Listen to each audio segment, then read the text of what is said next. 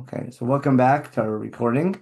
Um, Last week we talked about Megillat Esther in general, and I tried to show you that when you read Megillat Esther, how much you have to take into consideration what's happening in the rest of Tanakh history and Jewish history, and is it a standalone book about how God watches over us even when we're in exile, or is there a little hit, maybe a satirical hidden um, rebuke of the people for the fact that the temple's been rebuilt and they haven't come back to build it?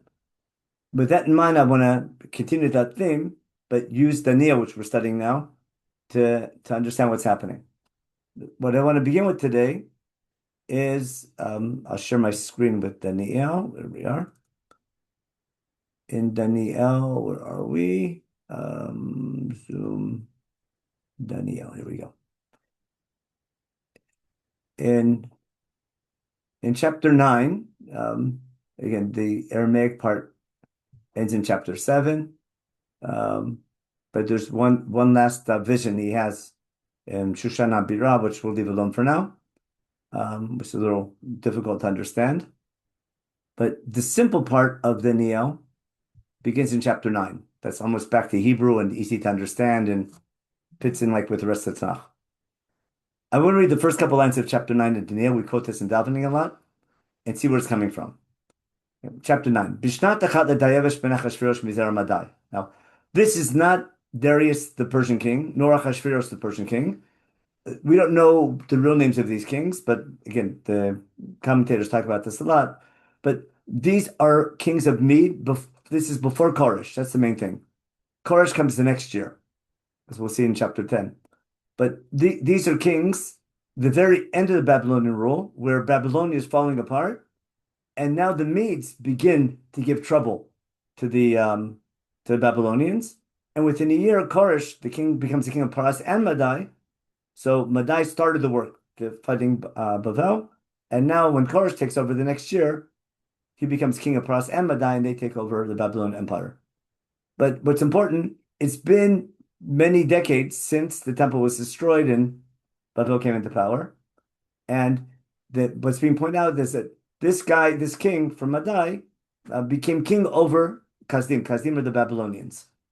Now, in the first year of his reign, as he began to take over the Babylonian Empire, Ani Daniel, binoti basfarim, mispar shanim asher yadvar Hashem Yirmiyahu Navi lemlot chavot Yerushalayim 70 shana. And this is going to be the background to everything, of all of our dating and everything. What's happening? Daniel is wondering whether the fact that the Babylonian Empire is actually crumbling, almost, and that was the previous topics that was in his visions about Babylonia crumbling with Belshazzar and everything, and the writing on the wall. So now the fact that Babylonia indeed is falling apart, that reminds Daniel, oh, maybe that goes back to Yirmiyahu, and what needs to happen after 7 years of Yirmiyahu, okay?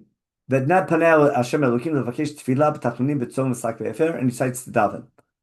Now, I want to explain to you why Daniel at this point decides to daven.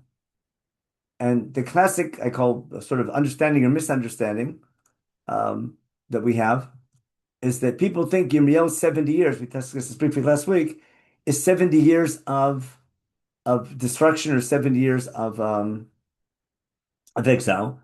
That's not what Yirmiyahu was talking about. Yirmiyahu was talking about 70 years of Babylonian rule. Now, I want to explain now, and that's the key part of the share, why is Daniel davening as soon as the Babylonian Empire begins to crumble? Okay, his first 8 chapters talked about the Babylonian Empire finally crumbling and what's going to happen to the Babylonian kings, etc. And that was his visions. And now, now that Daniel then is crumbling, what's he going to do about it?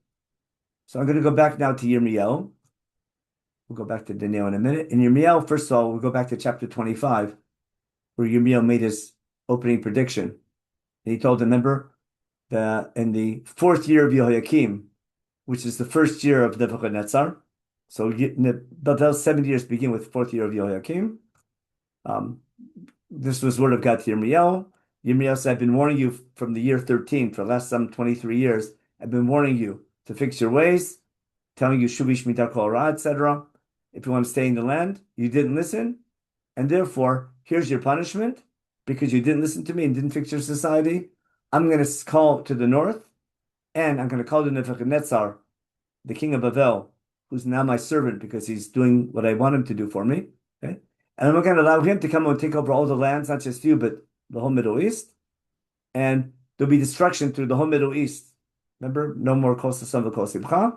And our big line was, Vaytakor sazot l'chorba l'shama, v'avdu gamelet melech Bavel shivim shana. The whole Middle East will be under Babylonian sovereignty for the next 70 years. And here it comes, when the 70 years are over, I'm going to punish Bavel for what they did wrong, okay? And they'll be destroyed. And Daniel's prayer is coming, just as Yirmiyahu predicted that indeed Bavel was in charge of the Middle East for the last 70 years. As their empire is crumbling, he remembers what Yirmiyahu predicted. Now, this is only the beginning of Yirmiyahu's 70 years. Yirmiyahu told the people, if you put up a white flag to Bavel, he did that explicitly in chapter 27. In verse 14, he tells them, in verse 12, I told Tzidkiel, I said, if you put yourself under the yoke of Bavel, the temple doesn't have to be destroyed, you don't need to go in exile. If you put up a white flag to Bavel, you can stay in your land and keep your temple. And don't listen to your false prophets telling you it won't happen, because they're saying things in God's name he never said. God says he didn't send them. But if you rebel against Bavel, you're gonna lose. And basically that's his rebuke. Now, our topic begins in Yirmiyahu chapter 29. Remember, in the meantime, one wave of exile went with Yehoiakim. In the 7th or 8th year of Bavel, after rebelling, Nebuchadnezzar came in, took over the city, exiled the aristocracy, but left the temple and left the city, and put Tzidkiel in charge. And now Tzidkiel rebels, and the temple's about to be destroyed. In the midst of all this, Yirmiyahu sends a letter to the community in Bavel. Okay?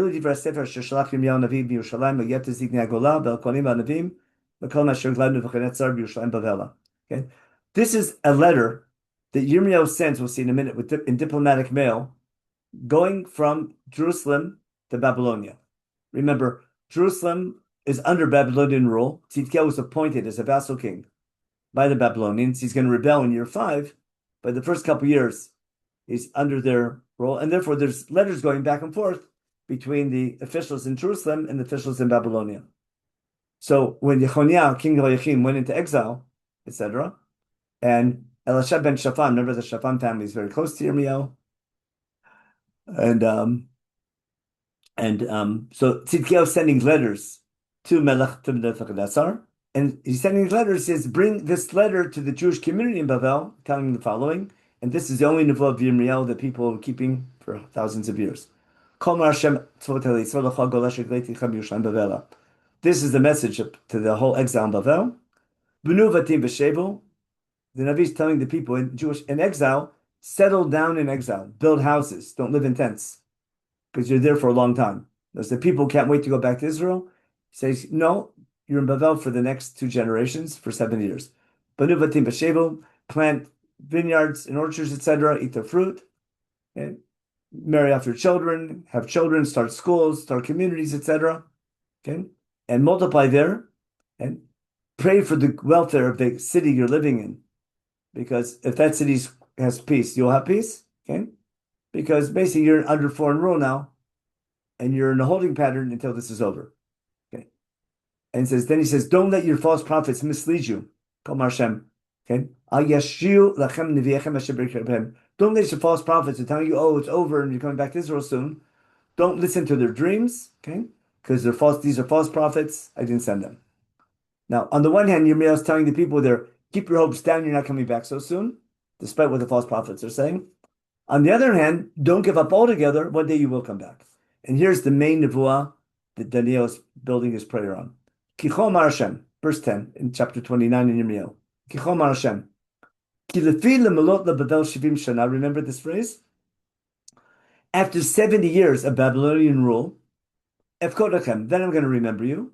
You're not coming back after 2 or 3 years or 5 years or 10 years, but after Bavel falls, after the 7 years of Babylonian rule, when Babylonia crumbles, then it's time to return. And why? The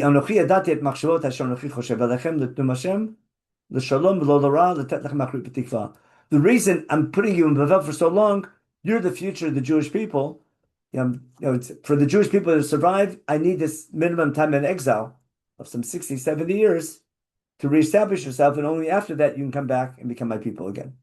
Now, what Yirmiyahu doesn't say is that I'm going to bring you back right away, and this is the most important point. What's he saying? For the next 70 years of Babylonian rule, you can't return to Israel. You're in Babel, no aliyah, that you can't come. He doesn't say that when 7 years are over and Babel falls, I'm going to bring you back right away. He's saying you can't come back until Babel falls. After Babel falls, you can come back, but you have to want to come back.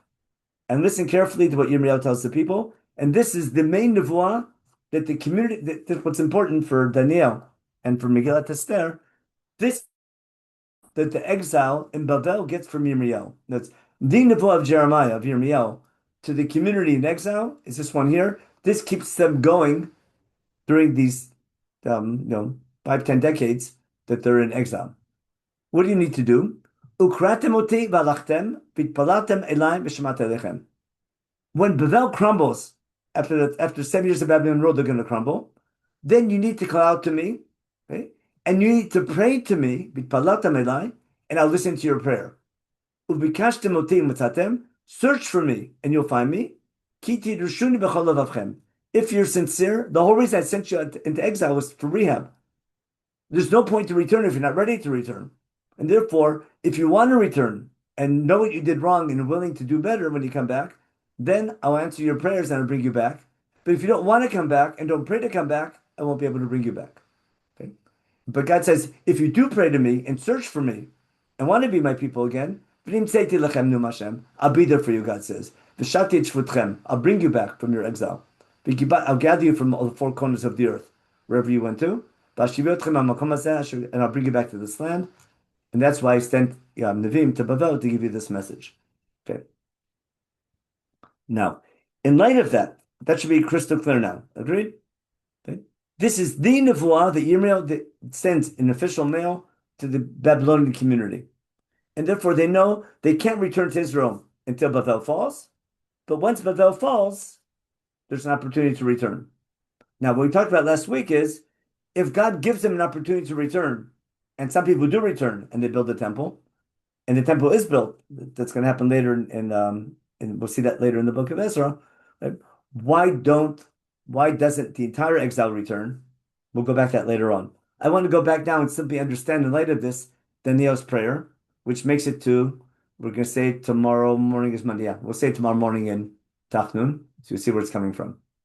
Okay, so let's go back now to Daniel chapter 9. In light of what we just read, let's now take a look in Daniel. Okay.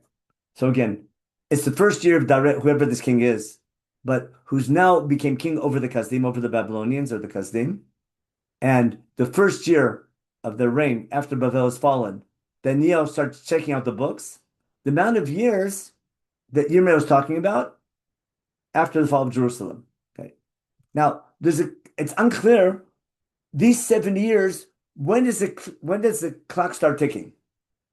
In other words, I could start ticking the clock from year 4 of Yehoiakim, which means this is now the 70 years, or maybe it's 70 years from the time of the first wave of exile from Yehoiakim, or maybe it's 7 years from the time of the Churban.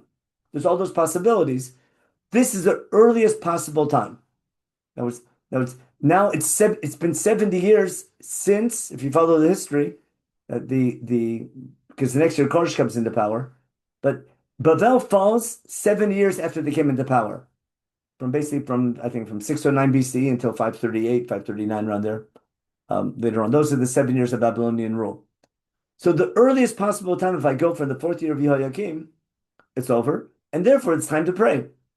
Now it might be longer, but on two hands, he's questioning: is it time to return? Number one. Number two, are we ready to return? But Yirmiyahu said, when Babel falls, you need to pray and have to want to come back. And therefore, and therefore, what's he do? He turns to God in prayer, b'tfilah, and supplication. He fasts, sak ve'efer. Okay. V'tpalel Hashem b'tvada. By the way, there's a lot of background here to Megillat Esther. I think sak ve'efer goes back in Megillah also with Mordechai. Okay. V'etpalel Hashem v'tvada. He prays to God, he does vidui. And he has to explain what's vidui. We're wrong and you're right, and we take responsibility, but now, do you accept our tshuva? V'amra, Ana Hashem el gadol hanora, shomer brit v'chesed l'avad l'shomer mitzvotav. Okay? Remember, he turns to God, Hashem el gadol hanora. He keeps his covenant and does chesed to those who keep his mitzvot. Right out of the Ten Commandments, remember?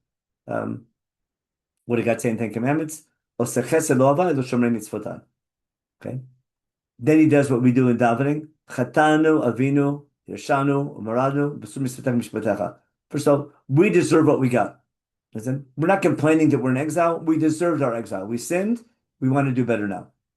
And first he explains, he does vidui, he admits our national guilt that we deserve to be sent into exile. We're recognizing that, which is the first stage of being worthy of returning. Recognize why you were sent out. We didn't listen to the Navim, going back to what Yirmiyahu warned them. You have to fix your ways, and he didn't listen. Okay? And then this is in davening, you're right, God, we're wrong, we're ashamed, we're embarrassed. For all Ishu Dav Yerushalayim, we in exile, we the people of exile, God, you're right, we're wrong, we got what we deserved. Hashem lanu boshet tapanim, right? We're embarrassed of what we've done, for what our kings did, our leadership, our political leaders did. We sin to you. Okay. On the other hand, Hashem Elokeinu arachim v'sefot, you're a God of mercy, even though we rebelled against you. Okay. And again, we admit, we didn't follow your laws properly. We didn't listen to rebuke of all the Nevi'im. The whole nation of Israel went against your Torah. We didn't listen to your voice. Remember? We didn't shomei b'kol Hashem. And we got all the punishment of the curses of the Tochacha that Moshe said, because we sinned to you. Because we got what we deserved. Again, classic video. We got what we deserved again.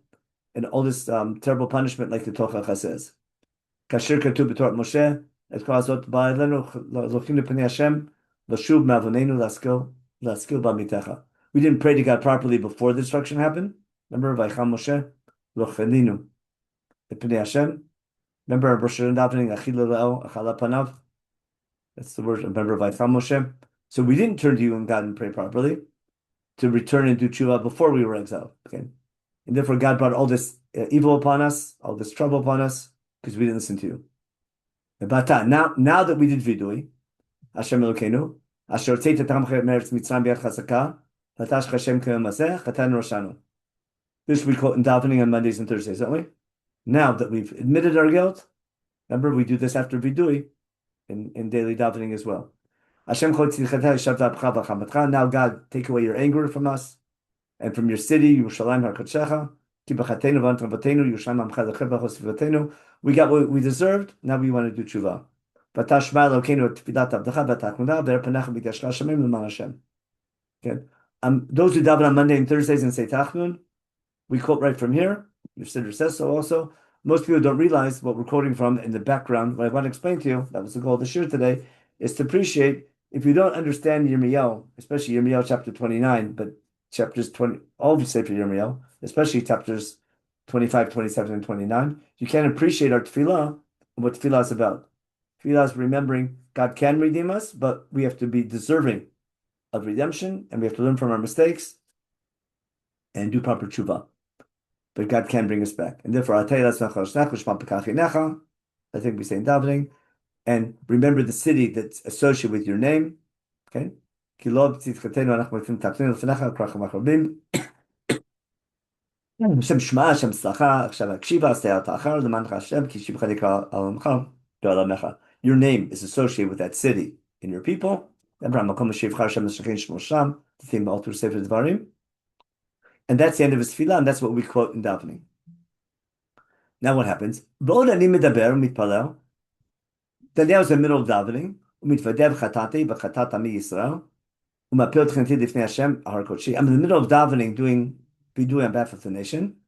B'od ani medaber again b'tefillah. You understand that all this background to Yirmiyahu? Va'ish Gabriel shereiti b'chatzon b'tefillah mo'af b'yav v'nogeh elai keit mitchat erev. Gabriel comes to me. Vayav v'daber mi v'yemer Daniel ata yatzata ata now I'm coming. I'm going to give you some understanding. Okay, okay. בתחילת תנחונך יצא דבר. Okay, you started davening, something came out, ואני can tell you, you're איש חמודות, that's why Daniel is called איש חמודות. ובין דבר ובין במראה, and now gets the most complicated thing ever, which is it's most cryptic. What's going to be? Notice, remember the Yirmiyahu 70 years? So there's wordplay with the 70. שבועיים 70 נחתך עמך ועל קודשך, לחלל פשע לאתם חטאת, לכפר עוון, להביא צדק עולמים, לחתום חזון ונביא למשול קודש קודשים.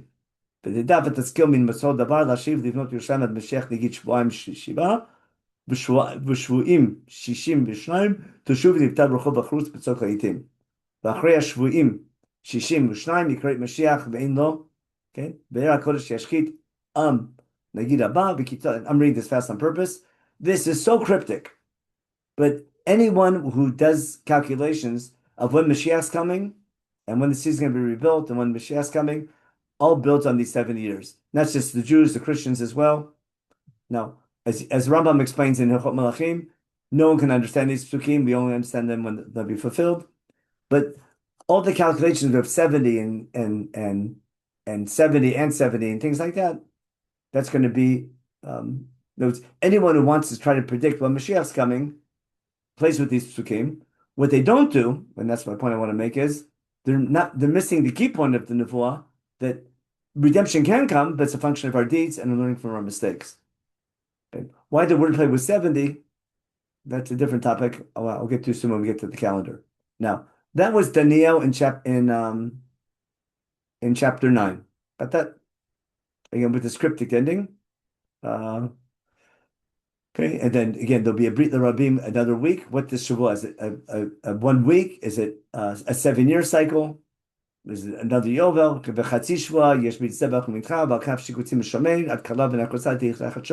Again, I'm just showing you, it's super cryptic. There's no way you can read this in simple pshat and figure out when Mashiach's coming and when it's over. But he's saying it can be, but I think that it's cryptic on purpose because there's no way to know for sure, but it's up to us based on our behavior. Now comes chapter 10. Okay. Okay, I'm sorry, we're going to skip chapter 10. We don't have time for chapter 10. He has another vision in chapter 10. In year 3 of Koresh, but I'm going to go back in chronology to an earlier one. This is Daniel's last chronological was year 3 of Koresh. I want to go back to chapter 11, which chronologically is a little bit earlier. Why it's out of order, topic in itself. Okay. Now Daniel says as follows. This goes back to what we said in chapter 9. The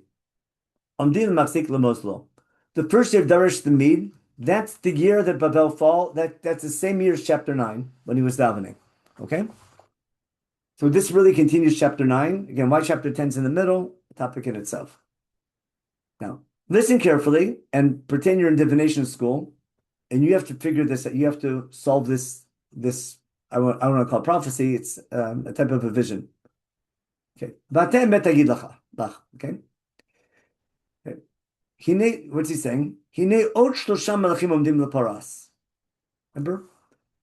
It's King Dayavesh the Mede, who's before Koresh. He says, there's going to be 3 more kings after Darius the Mede. There'll be 3 kings of Paras. The 4th one, the king, whatever the 4th means, 4th after 3 or the 4th of the 3, whatever it is, the V will be very wealthy. Yeshua Gadol. There'll be a 4th Persian king, or will be very strong. In the middle of his great strength, right? Everything's going to move to the kingdom of Greece, the Melech Yavan. Now, basically saying, after 4 generations or so of kings, or four kings of Paras, there'll be a great a Greek king. Melech Yavan's going to come. Bamad Melech Gibor, there'll be a very strong Greek king. This super powerful Greek king. And when he becomes strong, his kingdom is going to be split, right? And it's going to be divided to 4 corners of the earth, not forever, and not everything he ruled beforehand, okay? But from all of his successors, the king to the south, okay, from all of his ministers, from all of his helpers, etc., he's going to take over, okay? And he's going to have this great kingdom over. And after several years, after the end of years, not how many years, together with the king of the south, there'll be a king from the north, and they'll make peace with each other, okay? And they'll become strong, etc. And then there'll be more things happening. Again, he goes on and on. And then he goes on and on what's going to happen afterwards. And then how that's going to affect rebuilding the temple, etc. Now, if you were listening to this and know your history, who is this great Greek king he's talking about? Who would you say who's the best candidate for this great king? Yeah? Alexander. It's got to be Alexander the Great. And anyone in Hogwarts, Shana Aleph, any first year in Hogwarts could figure that out. Now, which means he's talking about the rise of Alexander the Great. Now, does it say Alexander the Great? It doesn't say that. But it makes it's understandable why people might think it's Alexander the Great. If that's the case, how many Persian kings can there be? Yeah. If there's 3 more of Paras after Darius the Mede, there's room for how many Persian kings? 3, remember? There's 3 more Persian kings. Let's look again at the Psukim. What year was Alexander? Oh, we'll get that in a minute. I'm purposely not giving the years because historically it can't be Alexander, but listen how they read it. Seder LeYom is going to make a big deal about this, okay? There'll be 3 more kings for Paras after Darius the Mede. The 4th will be, again, who's the 4th?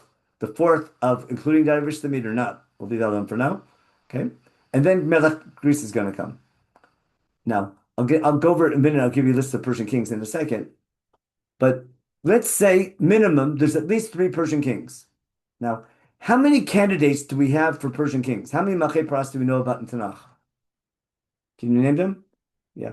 Who's the first one for sure? The first Persian king is Koresh. Agreed? Yeah, that we know for sure. Now, we know a Persian king called Achashverosh. We know a Persian king called Daryavesh. We know a Persian king called Artaxerxes. What do we have problem? The problem is we have 4 Persian kings for sure. There's some with 2 names, one name repeated. Okay, I'm going to But show you. one of the names repeats, right? At least one of the names repeats. No? And there's 2 Artaxerxes. There's Artaxerxes with the Taf and with the Samech, but that's something else.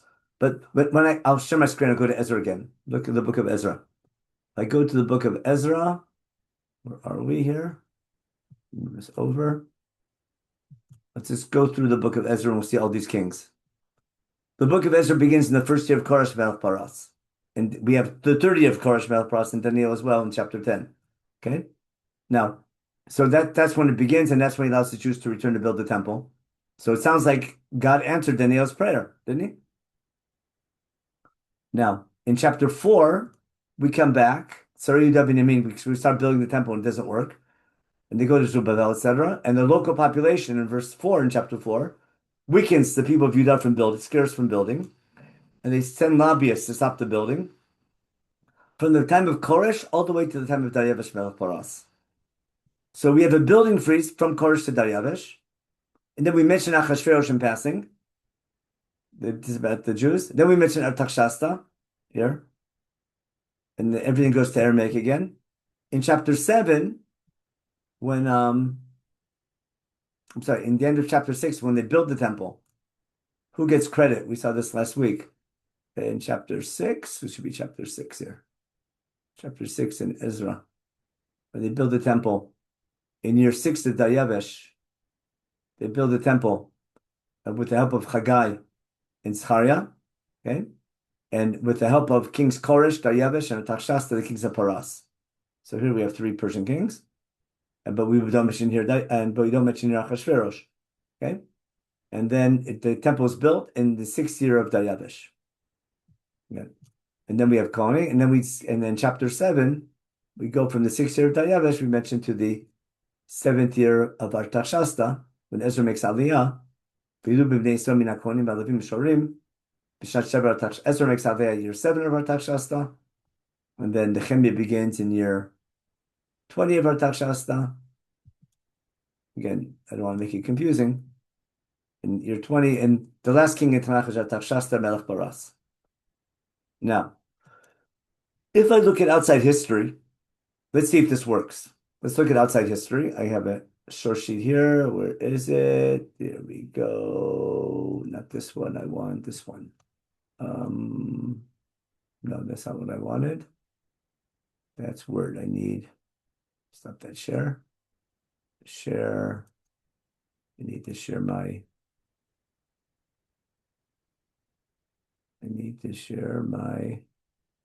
Should be this one. There we go. Missing years. There we go. If I look at a list of kings, let me move this over to the side. Move you guys over here. If I go to any history book, these are the Persian kings in all the history books. There's 538 is Cyrus. Again, this is the English name. Cyrus, Cambyses, Darius, Xerxes, Artaxerxes. Then Alexander the Great is not thought to be 32. In outside history, there's like 12 Persian kings from Cyrus until Alexander the Great. And it's some 200 years, from 538 to 332. Again, almost 200 years. A Persian role matches all outside history. Now, if these are the three kings, okay, if there's three Persian kings, and then Menachem wins, so the three Persian kings would be Cyrus, Cambyses, and Darius. Darius the Great was great. And who defeated Darius the Great in battle? In the battle marathon, the Greeks defeat Darius. Got it? So if I take outside history and want to leave it with Daniel in this time period, the three Persian kings are Cyrus, Cambyses, Darius, who's this great king, better known as Darius the Great. He does that, but he loses a battle to the Greeks in the battle marathon. Now, the Persian Empire doesn't end. Ahasuerus picks up the pieces afterwards, and Shastashasta. Our Alexander the Great doesn't come 2 years later on. Now, the reason why people think Alexander the Great, because Alexander the Great's kingdom divides into three parts at least, and the big leader is Tamai in the south, in Egypt, and then Seleucus in the north, or Syria, etc. So it sort of fits there, but it doesn't fit perfectly either. Now, why does this? No, if I take outside history, I can live with what Daniel says. Remember, Daniel's not giving a prophecy; he's having a vision. It's not nevuah; it's ketuvim.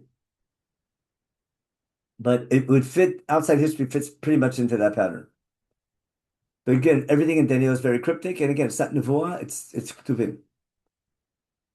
Now, what did Chazal do? Chazal do, and we'll have to do this more in detail next week. Chazal take this literally. Use this. And what they say is there's only three Persian kings, and that's going to lead them to how they understand Megillat Esther. Because what happens? If I take Tanakh, what will happen? I have as follows. I have the first year of Koresh when they return, when they have the right to build. And then there's a gap from the first year of Koresh to the second year of Dariavesh. There's an 18-year gap, which you can calculate till they build the temple. Because they built the temple in the second year of Dariavesh, which is 7 years since the temple was destroyed. That was the pasuk we saw last week in Zechariah. So there's one gap here. Then there's a gap between the 6th year of Dariavesh and the 7th year of Artaxerxes, which in outside history is basically, in fact, there's a gap from when they build the temple in the second year of Dariavesh until the Artaxerxes when Ezra comes. So that's about 56 years in between.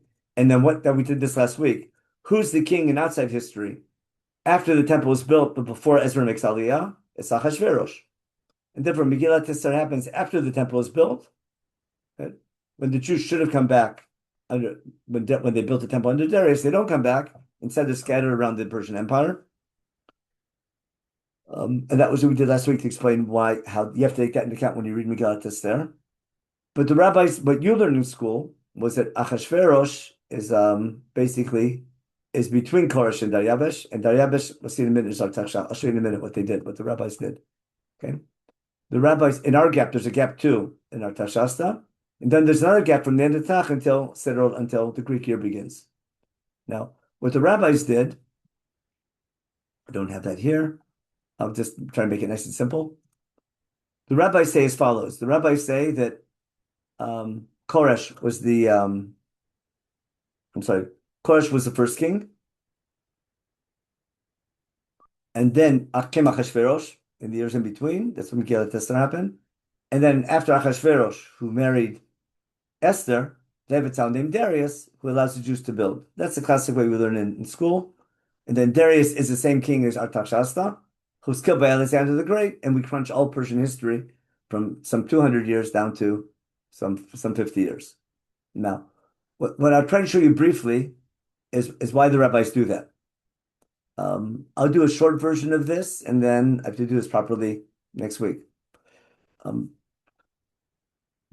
During the Second Temple period, there's a need for a Jewish date. Actually, I'll do this. I'll just do this in a proper show next week. I'll do the dating right because it'll take too long to do it. I'll just give the general part. During the Second Temple period, we can't count years to Jewish kings because we don't have Jewish kings. And therefore, all the dating of the Second Temple period are dates to the Persian kings or the Babylonian kings because there's no Jewish king, but because we don't have one. And therefore, now, when the Greeks come in, people stop counting to the Greek kings because the Greeks decided we're not doing that anymore. There's one big historical event that happened in what's called minus 312. The Greeks decide, after Alexander the Great conquers everything, there's a war of succession of his generals. So Alexander dies in about 320. For the next 8 years, they're fighting. There's a battle in Gaza called the Battle of Gaza.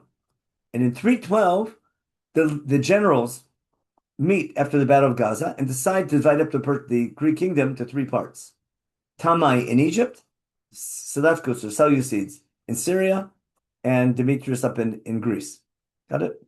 And they decide from now on, this is year 1, and no more counting years to kings. From now on, and this is a giant chiddush, from now on, the Greeks are going to count years continuously, which is unheard of in ancient times. The first people to start a yearly calendar where every year increments another year. So we do this, in 2026, 27, we go up every year. But the idea of not counting to kings, but counting consecutive years begins with the Greeks. And therefore, there's what's called the Greek year, or the Seleucid year, the Greek year. The rabbis call it Minyan Shtarot. And during the time of Chazal, from the time of the Tanaim already, basically from the time of the Greeks, and we're under Greek rule and then under Roman rule, the Greeks and then the Romans keep the same year going. The Greeks begin this custom. It was started in minus 312, which was for them was year 1, and that's the Greek year to this day, basically. They're incrementing every year. Now, we move from the Greek year to the Christian year because the Christians, started counting Tioshka instead. They just did a little change to it, but they also count years going up. But the idea that we stop counting to kings and count to years is a Greek idea.